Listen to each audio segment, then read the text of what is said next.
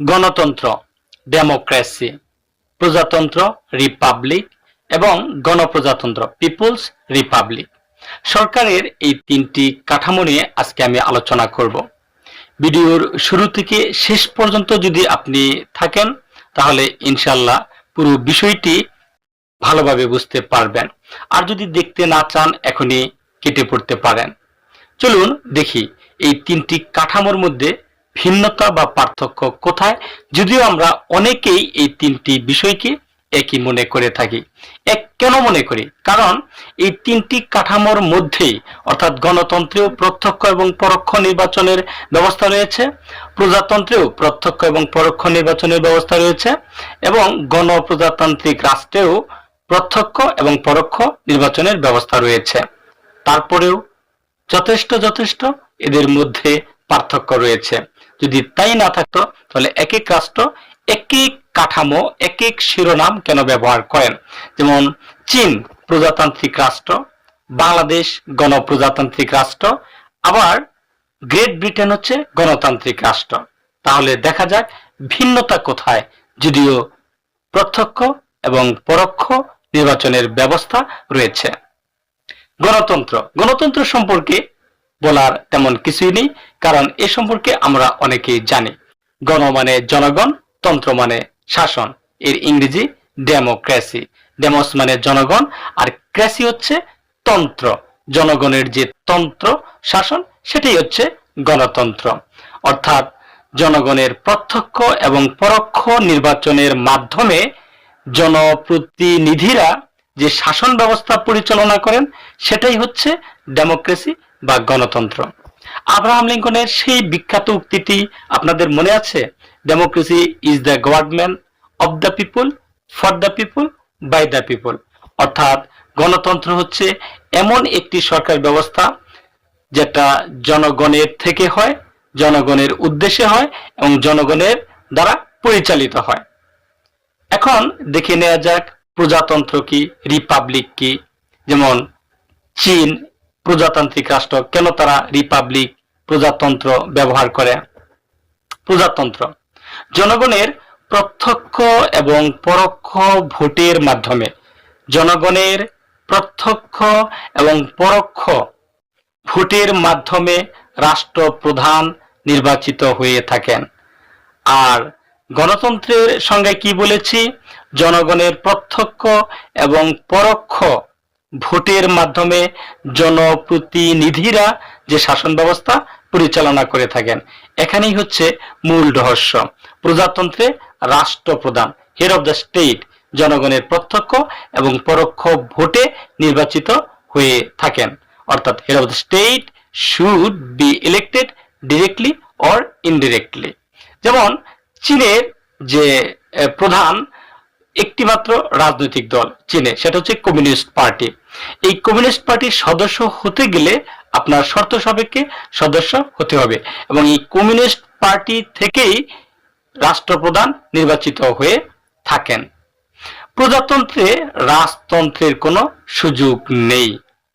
গণতান্ত্রিক ব্যবস্থায় কিন্তু রাজতন্ত্রের সুযোগ রয়েছে। যেমন গ্রেট ব্রিটেন একটি গণতান্ত্রিক রাষ্ট্র, কারণ জনগণের ভোটে নির্বাচিত যারা পার্লামেন্ট মেম্বার তারাই কিন্তু রাষ্ট্র পরিচালনা করে থাকেন, কিন্তু সেখানে রাজতন্ত্রের সুযোগ রয়েছে।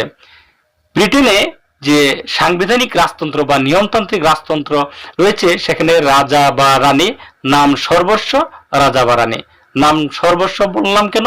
কারণ আলংকারিক অর্থে তিনি রাষ্ট্রের প্রধান, কিন্তু মূলত নির্বাহী ক্ষমতা হচ্ছে ব্রিটেনের প্রধানমন্ত্রীর হাতে।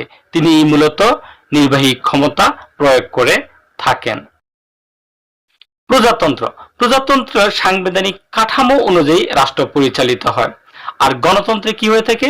গণতন্ত্রে জনগণ জনপ্রতিনিধিদের মাধ্যমে তারা পরোক্ষভাবে সিদ্ধান্ত গ্রহণ করে থাকেন। এখন দেখে নেওয়া যাক গণপ্রজাতন্ত্র জিনিসটা কি। গণপ্রজাতন্ত্রে জনগণকে সার্বভৌমত্বের মালিক হিসেবে ঘোষণা করা হয়েছে এবং গণপ্রজাতন্ত্রেও রাজা বা রানী বা বংশানুক্রমিক রাজা বা রানীর হওয়ার কোনো সুযোগ নেই। যেমন বাংলাদেশের কথা যদি আমি চিন্তা করি, বাংলাদেশ একই সাথে একটি প্রজাতান্ত্রিক রাষ্ট্র, একই সাথে বাংলাদেশ একটি গণতান্ত্রিক রাষ্ট্র। বাংলাদেশ প্রজাতান্ত্রিক রাষ্ট্র কেন? বাংলাদেশের হেড অফ দ্য স্টেট, যিনি রাষ্ট্রপ্রধান, তিনি জনগণের পরোক্ষ ভোটে নির্বাচিত হয়ে থাকেন। আবার বাংলাদেশের জনগণের দ্বারা নির্বাচিত জনপ্রতিনিধিরা সংসদ গঠন করেন এবং তারাই মূলত রাষ্ট্র পরিচালনা করে থাকেন। গণপ্রজাতান্ত্রিক রাষ্ট্রে যদি সংসদীয় ব্যবস্থা বিদ্যমান থাকে, তাহলে একজন সরকার প্রধান থাকবেন, আরেকজন রাষ্ট্রপ্রধান থাকবেন। অর্থাৎ সংসদীয় সরকার ব্যবস্থায় সরকার প্রধান হচ্ছে প্রধানমন্ত্রী আর রাষ্ট্রপ্রধান হচ্ছে রাষ্ট্রপতি। আবার যদি প্রেসিডেন্সিয়াল অর্থাৎ রাষ্ট্রপতি শাসিত সরকার ব্যবস্থা হয়ে থাকে গণপ্রজাতান্ত্রিক রাষ্ট্রে, তাহলে রাষ্ট্রপতি একই সাথে রাষ্ট্রপ্রধান, একই সাথে সরকার প্রধান। অনুরূপভাবে প্রজাতান্ত্রিক রাষ্ট্রেও যদি রাষ্ট্রপতি শাসিত প্রজাতান্ত্রিক সরকার হয়ে থাকে, তাহলে একই সাথে তিনি রাষ্ট্রপ্রধান আবার সরকার প্রধান। প্রজাতান্ত্রিক রাষ্ট্রেও কিন্তু আবার সংসদীয় সরকার ব্যবস্থা বিদ্যমান রয়েছে। আর সংসদীয় সরকার ব্যবস্থা যখন প্রজাতান্ত্রিক রাষ্ট্রে থাকবে, তখন প্রধানমন্ত্রী থাকবেন সরকার প্রধান, আবার রাষ্ট্রপতি থাকবেন রাষ্ট্রপ্রধান। আবার একটু রিভিউ করি, চীন কি প্রজাতান্ত্রিক রাষ্ট্র? হ্যাঁ, চীন প্রজাতান্ত্রিক রাষ্ট্র। কেন? কারণ চীনের যে রাষ্ট্রপ্রধান তিনি নির্বাচিত, তিনি বংশানুক্রমিক রাজা নন, অর্থাৎ চীনে রাজতন্ত্র নেই। চীন কি গণতান্ত্রিক? না, চীন গণতান্ত্রিক নয়। কারণ চীনের একটি মাত্র দল রয়েছে, কমিউনিস্ট পার্টি। শর্ত সাপেক্ষে কমিউনিস্ট পার্টির সদস্য হতে হয় এবং সেই কমিউনিস্ট পার্টি থেকেই হেড অফ দ্য স্টেট রাষ্ট্রপ্রধান নির্বাচিত হয়ে থাকেন। এবং চীনে কোনো বিরোধী দল নেই, চীনে বহুদলীয় কোনো ব্যবস্থা নেই এবং সাধারণ জনগণ চীনের সরকার সম্পর্কে সমালোচনা বা মন্তব্য করার তেমন কোনো সুযোগ নেই বা তারা সাহস করেন না। বাংলাদেশ কি প্রজাতান্ত্রিক রাষ্ট্র? হ্যাঁ, বাংলাদেশ প্রজাতান্ত্রিক রাষ্ট্র।